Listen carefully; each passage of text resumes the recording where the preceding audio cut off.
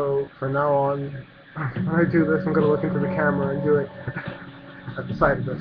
Okay, so I have a theory. Yes, a theory. Hunch, speculation, whatever you want to call it, on why Terrence Mckenna died. Yes. I'm not sure if anyone came up with this before me, might have, but I just thought of this because I saw some piece of information, I saw another piece of information, I made the association. And so, what I think is, well, let me just give you some background real quick. I was watching a documentary on like medical cannabis, and they're talking about like its anti-tumor, anti-cancer effects, and why it might have those effects.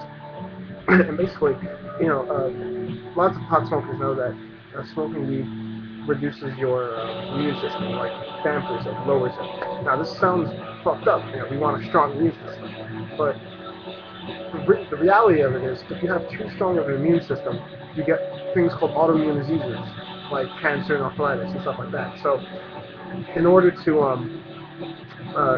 have a healthy immune system, you want a balanced one. Not one that goes too much left or too much up or down.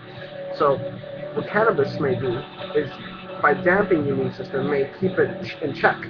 Not making it too strong, but also maybe not making it too weak. I don't know. But that's the point. So, Mckenna, we all know McKenna was a huge pothead, and maybe for the last 10 years of his life, or 5 years of his life, he started smoking less. About, I think, once a week. He has a few videos where he talks about this, smoking once a week, in order to have a balanced,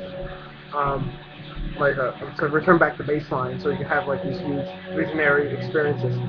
So, what I think is that weed might have been keeping away that tumor by dampening his immune system. And when he started smoking weed less, even though he did it for the high, what was really benefiting him was not the high, but the anti-cancer, anti-tumor effects and the dampening of the immune system effects. And because of that, he pretty much, if the weed wasn't there to stop the tumor, and so a few years of smoking weed much less caused the tumor to grow where it wasn't before. And eventually he died, and because it was a very aggressive tumor.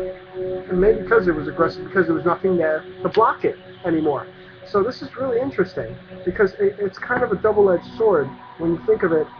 If first it may sound good, maybe pothead think, oh great, weed might have saved him, but at the same time, maybe there was something in the weed that was keeping his immune system in check, that maybe that his body could have produced without the weed, but because he was smoking it, it was only dependent on him.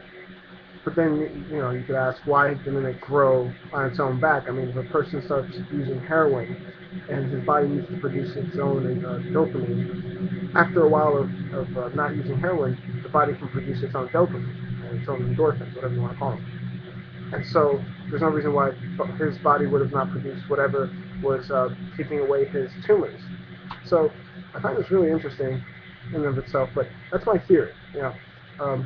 I think he pretty much stopped smoking weed less, and that tumor came out because it was being pushed back by the effects of weed, which dampened the immune system.